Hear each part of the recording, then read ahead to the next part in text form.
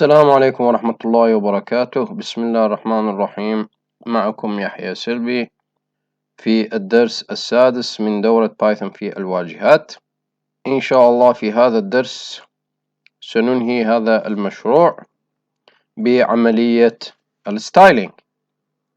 طبعا سوف نستخدم هذه الصورة التي أمامكم في عملية الستايلينج. طبعا صورة جاهزة، فقط قمت بمعالجتها باستخدام برنامج الفوتوشوب.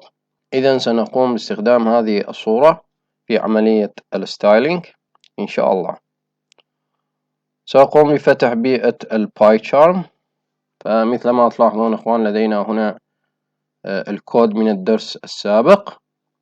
طبعا قمت بإنشاء مجلد في مجلد المشروع، طبعا تحت اسم مجلد المشروع. طبعا إنشاء المجلد إخوان بسيطة، مجرد كليك يمين على اسم المشروع ونيو، ومن نيو دايركتوري. طبعا قمت بوضع الصورة مثل ما تلاحظون إخوان، الصورة هنا، وقمت بتسميتها سكين. طبعا الصورة من نوع PNG.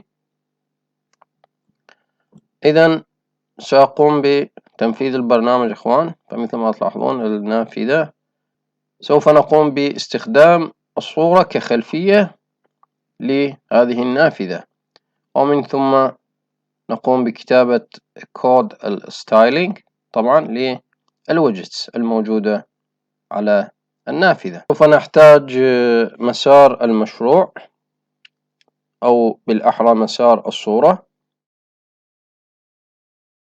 إذا نقوم بنسخ مسار الصورة، ومن ثم نقوم بفتح برنامج الكيوتي ديزاينر لقراءة الصور من خلال برنامج الكيوتي ديزاينر. نقوم بإضافة ملف الريسورس. إذا من هنا من قائمة الريسورس براوزر إخواني نقوم باختيار علامة القلم، الأيقونة، أيقونة القلم، ومن ثم من هنا من أول اختيار New Resource File. إذا نقوم بلصق مسار الصورة ومن ثم Enter، لنسمي RSC اختصارا من Resource، ومن ثم Save. الآن من خلال نفس النافذة إخواني سنقوم بإضافة مختصر، فلنسميها BG اختصارا، ومن ثم نقوم ب Add Files، فنختار الصورة وأوكي. إذا أصبح لدينا ريسورس لقراءة ملف الصورة. طبعا سأقوم باستخدام container من نوع frame من هنا إخواني كما تلاحظون. طبعا سأبين سبب استخدامي لهذا الفريم إن شاء الله في نهاية الدرس. إذا نقوم بإحاطة الويدجتس كلها. نقوم بتغيير اسم الفريم إخواني من هنا من قائمة ال Property Editor Object Name، فلنعطيها Main Surface. إذا نقوم بضغط على الكليك اليمين، ومن ثم اختيار Change Style Sheet. سوف نقوم بكتابة التالي: main surface، نفتح curly brace ومن ثم نغلق curly brace. طبعا اخواني ال QSS برمجة الستايلينج تعتمد اسلوب QSS، طبعا شبيهة بلغة CSS ولكن ليست نفسها. ربما هناك الكثير من الأخوة والأخوات الذين يعملون في مجال برمجة الويب بيج يعرفون بال CSS. على العموم، إذا نقوم باختيار التالي من Add Resource. نقوم باختيار Background Image، ومن ثم نختار الصورة وأبلاي. إذا كما تلاحظون إخواني وأخواتي لدينا قمنا بتغيير خلفية الفريم كصورة. إذا نضغط أوكي. طبعا بعض التعديلات إخواني لكي نقوم بإحاطة الصورة جيدا.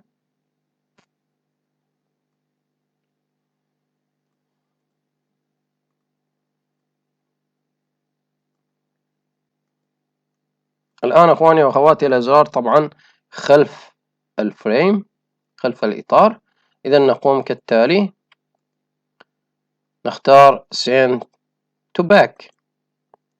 إذا كما تلاحظون الآن الصورة خلف الأزرار، ولكن الأزرار ليست بداخل الفريم وإنما داخل الكيو ويدجت. إذا نقوم باختيار الأزرار طبعا بالضغط على زر الكنترول من الكيبورد والاستمرار بالضغط عليه، ونختار الويدجتس كلها. طبعا هذه مجرد إدخال الويدجتس لداخل الفريم. إذا نقوم بكنترول إكس ومن ثم نختار الفريم وكنترول في. ومثل ما تلاحظون إخوان قمنا بإدخال الويدجتس داخل الفريم. طبعا نقوم ببعض التعديلات إخواني لكي تكون بالضبط الأزرار فوق الأزرار كما في الصورة. إذا نقوم بتغيير موقع الشاشة وأيضا زر الكلوز.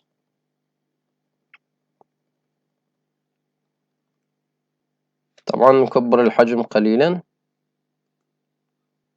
الآن أخواني وأخواتي سوف أقوم بعملية الستايلينج، أي نقوم بتقويس زوايا الزر. طبعا نبدأ بالزر كلوز. طبعا بالمناسبة أخوان يجب أن نستخدم نفس الأسماء الموجودة هنا في قائمة البروبرتي إديتور. هنا لدينا push button underscore close. إذا يجب علينا استخدام نفس الاسم بالضبط. إذا نقوم بكتابة التالي: hash push button underscore close، ومن ثم نفتح قوس كبير ونغلق القوس. طبعا نختار background للزر من هنا أخواني من add color، فلتكن هذا اللون، ومن ثم apply. فمثل ما تلاحظون قمنا بتغيير لون الزر. نقوم بإعطاء تقويس زوايا الزر، أركان الزر. نقوم border hyphen radius ومن ثم colon ونعطيها القيمة 3 بيكسل. إذا apply. فمثل ما تلاحظون قمنا بتقويس الزوايا قليلا. الآن أخواني سنقوم بعرض الزر من preview من قائمة form windows style. الآن عندما نضغط على الزر لا يحدث شيء. سنقوم بعملية عندما نضغط على الزر لكي تكون عملية ضغط الزر واضحة سنستخدم نفس الاسم للسرعة copy paste colon ومن ثم pressed، أي عندما نضغط على الزر نفتح أقواس وفي داخلها نكتب الكود. تالي border أيضا نعطيها 3 px solid ومن ثم نختار اللون. طبعا للسرعة أخواني نختار اللون يناسبنا. على سبيل المثال هذا اللون. طبعا كلمة الكلر سوف أمسحها. إذن الكود تصبح بهذا الشكل border colon، نعطيها القيمة وsolid و RGB اللون. إذن apply. إذن نقوم بالتنفيذ طبعا Ctrl R. فمثل ما تلاحظون إخوان، كلما نضغط على الزر الحدود تكون بلون فاتح، إذن يبين لنا بأن الزر يتم الضغط عليه. طبعا سأطبق نفس الستايل على هذه الأزرار، ولكن يجب التأكد من أسماء الأزرار. فإذا نختار الفريم،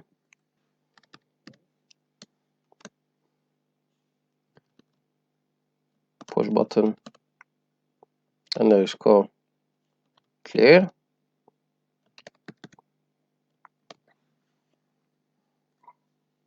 طبعا سنختار لون background مناسب، فلتكن هذا اللون. apply. كما تلاحظون هنا أخواني الزر، طبعا أقواس الزر في الصورة طبعا أنصاف أقطارها أقل من الأقواس السفلى أو الأركان السفلى. فإذا سنقوم بالتالي border hyphen top hyphen left hyphen radius، أي نصف قطر الزاوية العليا اليسرى. فإذا نعطيها القيمة 8 ومن ثم semicolon apply. فمثل ما تلاحظون تم تغيير الزاوية العليا اليسرى. نفس الشيء للزاوية العليا اليمنى، مجرد نغير الليفت للرايت hyphen right ومن ثم apply لنرى النتيجة. مثل ما تلاحظون إذا نفس الشيء للأركان السفلى، مجرد سوف نقوم بتغيير التوب إلى bottom.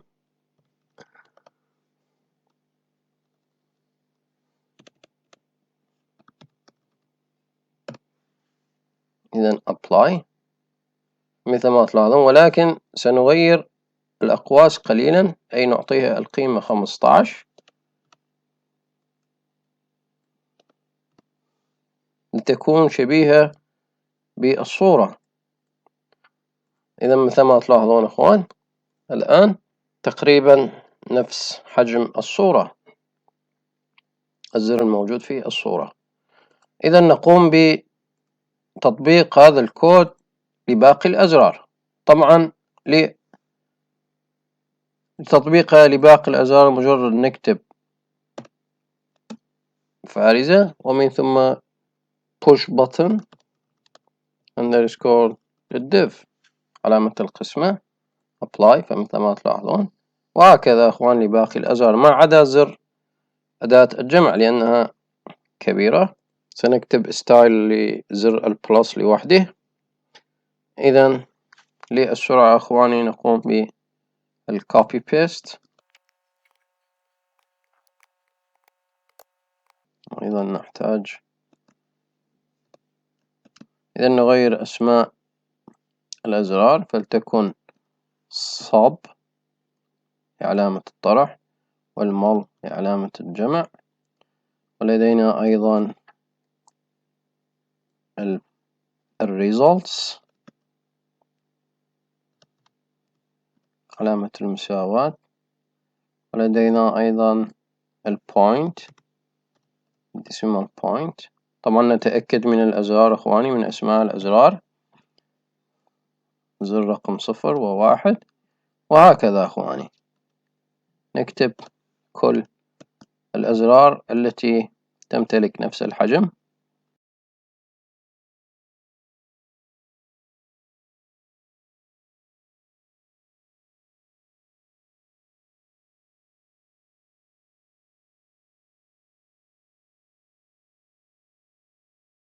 apply فمثل ما تلاحظون أخوان قمنا بتقويس أركان الأزرار. أيضا نقوم بنفس العملية للزر الأديشن.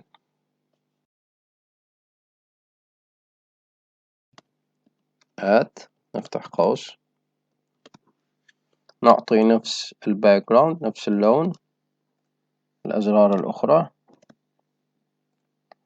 ومن ثم نعطي border hyphen radius، نعطي القيمة 8 px أيضا، وأبلاي.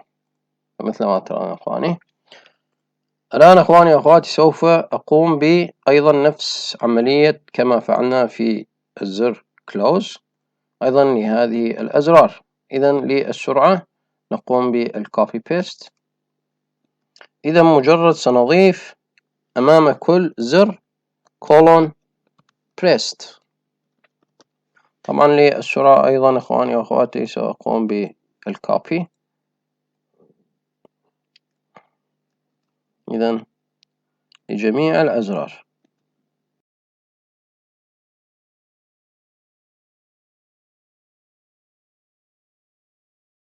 أخيرا 9. إذا نفتح قوس curly brace ثم نغلق القوس. إذا عندما نضغط على الزر أخواني لكي تظهر مثل الحدود بلون فاتح، إذا نقوم بكتابة border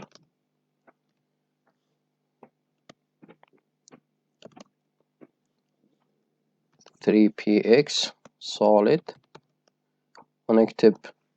طبعا نختار اللون من هنا أخواني من الأعلى، طبعا لون فاتح، فقط نمسح الكلر. إذا apply. إذا نقوم بتنفيذ مبدئي.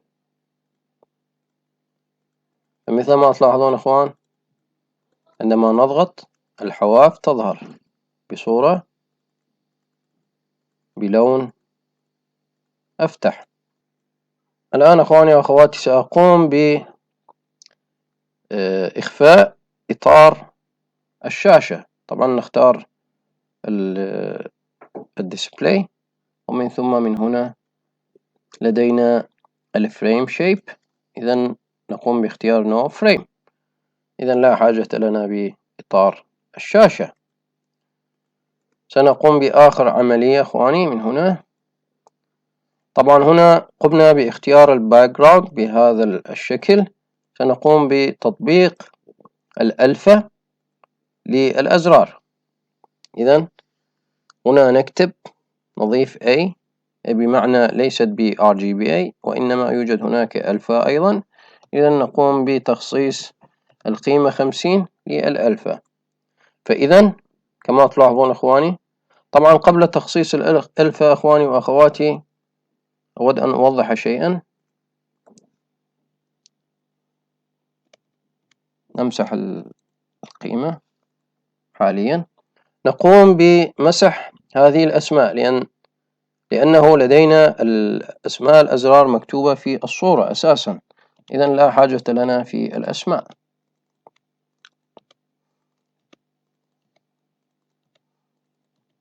طبعا هناك عدة طرق للستايلينج إخواني وأخواتي. هذه الطريقة الأبسط. طبعا يمكن تطبيق الباك جراوند لكل زر، ولكن عملية معقدة قليلا ولكن عملية جيدة جدا، ولكن يعني حسب رغبة المبرمج. ولكن هذه هي أبسط طريقة للستايلينج بصورة نحن نختارها. إذا الآن نقوم بتطبيق الألفا للباك جراوند للأزرار. إذا هنا نكتب حرف A من ألفا ونعطيها القيمة 50 ومن ثم apply. وأيضا للزر الأديشن أيضا نفس الشيء ونعطيها 50. طبعا نحن لم نبرمج زر الاديشن عندما نقوم بالضغط عليه، إذن أيضا نقوم بكتابة تحت الزر. طبعا نقوم بتحويل هذا الكود إلى الأعلى قليلا أخواني لتكون منتظمة. نعم، فإذا هذه تابعة للأزرار، أما تحتها للآد. إذا هنا نكتب عندما نقوم بالضغط على الزر، عفوا pressed. إذا نقوم باختيار نفس الشيء كما في الأزرار الأخرى.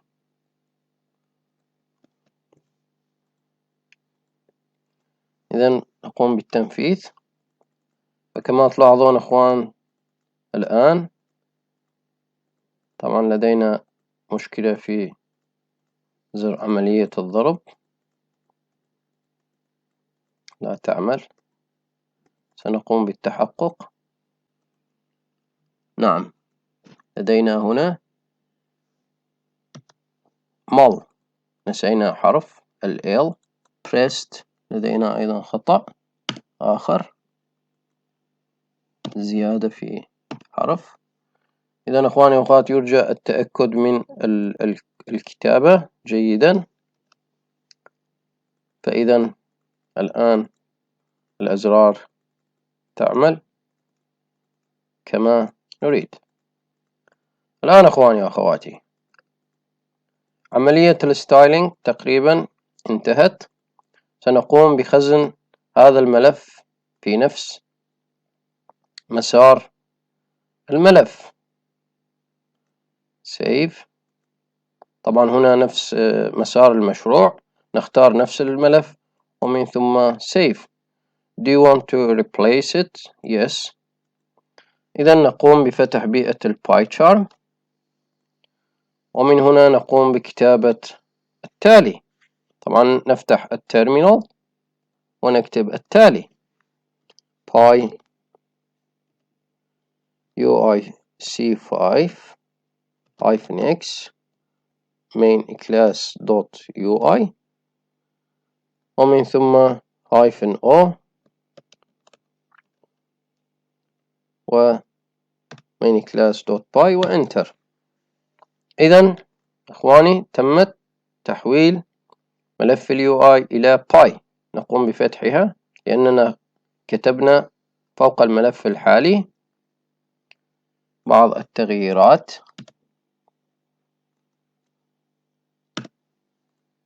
طبعا كما في الدرس السابق from pyqt.qwidget import qwidget.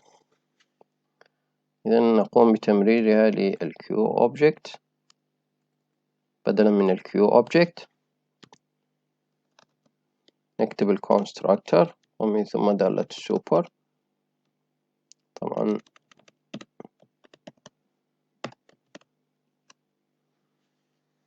ومن ثم في الأسفل نقوم بمسح الكود الزائد الذي لا نحتاجه، ومن ثم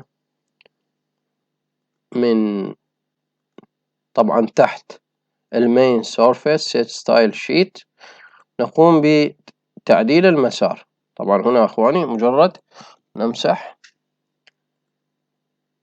الكولون والسلاش. إذا نقوم بتنفيذ البرنامج. فمثل ما تلاحظون أخواني الآن لدينا طبعا واجهة، ولكن هذه الواجهة لدينا هذه النافذة. طبعا سنقوم بإخفاء النافذة الرئيسية، ولهذا أنا قمت باستخدام الفريم، لأن الفريم سيبقى طبعا فقط في الوسط. طبعا هذه هي الطريقة. طبعا سأقوم بإدخال الQt من from Qt core، طبعا pyqt5.qt core. سنحتاج كلاس الكيوتي. إذا قبل ذلك، قبل إخفاء النافذة، سأقوم ببرمجة زر الكلوز. طبعا هنا في الأعلى مجرد self dot push button، نختار الكلوز dot click dot connect، طبعا اللامدا، ومجرد save dot close، عفوا self dot close. ننفذ. إذا الكلوز تعمل أخواني، عندما نضغط على الكلوز تلاحظون البرنامج يخرج. الآن أخواني سأقوم بالتالي: self dot set window flag، من مكتبة الكيوتي نختار الفريمليس hint، ننفذ البرنامج. فإذا قمنا بإخفاء الفريم، ولكن خلفية النافذة ما زالت تظهر. إذا نقوم بالتالي: لجعل الخلفية شفافة نستخدم هذا الكود set attributes، ومن ثم qt dot dot. إذا نختار هذا الكود، ومن ثم إذا كما تلاحظون أخواني الآن قمنا بإخفاء النافذة الرئيسية وإبقاء الفريم فقط. إذا بهذه الطريقة استطعنا تطبيق الستايلينج وتصميم خلفية خاصة بنا. أرجو أن يكون الدرس واضح. حاولت من خلال هذا المشروع أن أوضح بعض الأساسيات أو الأشياء المهمة في برمجة الواجهات باستخدام مكتبة البايكيوتي. طبعا ستجدون رابط الكود الكامل للمشروع برابط تحت الفيديو، وإن شاء الله نلتقيكم في مشروع جديد وفي دورة جديدة، وأتمنى منكم مشاركة الفيديو والدروس مع زملائكم وأصدقائكم لنفيد الآخرين. إن شاء الله نلتقيكم في درس جديد، وأتمنى لكم التوفيق والنجاح. والسلام عليكم ورحمة الله وبركاته.